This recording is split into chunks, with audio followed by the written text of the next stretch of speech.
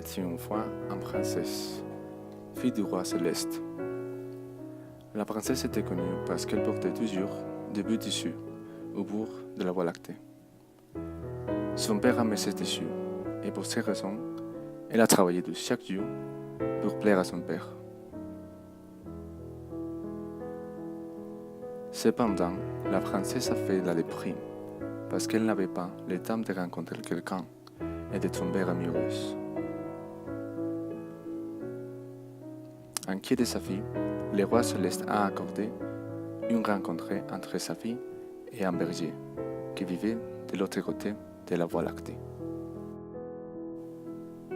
Lorsque les deux se rencontrent, ils sont et les couples de fauches fortement amoureux et peu après ils se sont mariés.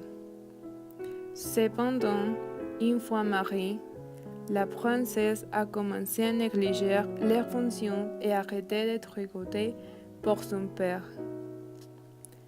Tandis que le pasteur avait de moins en moins d'attention à leur bébé, raison pour laquelle son bébé s'est étendu à travers le ciel.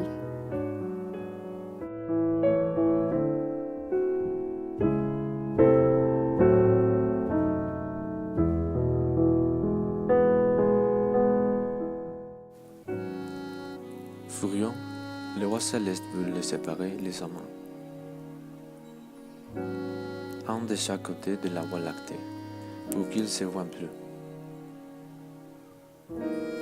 La princesse, désespérée pour la part de son amant, a demandé à son père de lui le garder.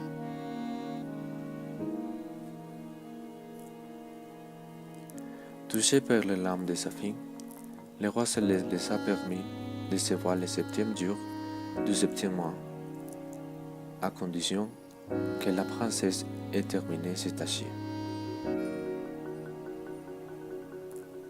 Cependant, la première fois qu'ils les aidaient regarder, ils ont réalisé qu'il était impossible de traverser la voie lactée. La princesse a pleuré tellement, un troupeau d'oiseaux est venu à son aide et a promis de revenir pour faire un pont avec celle-ci afin qu'ils puissent traverser la voie lactée.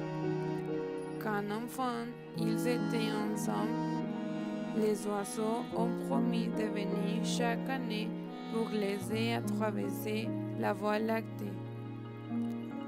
Ainsi, il envoyait les bergers dans une autre voie lactée.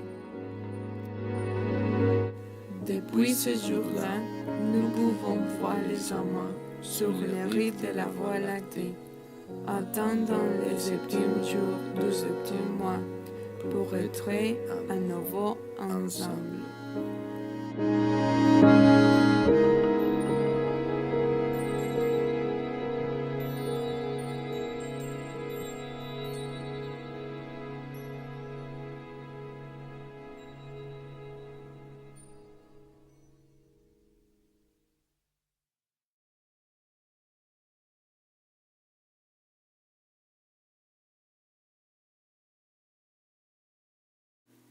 Depuis ce jour-là, nous pouvons voir les amants sur les rives de la voie lactée, attendant le 7e jour du 7e mois.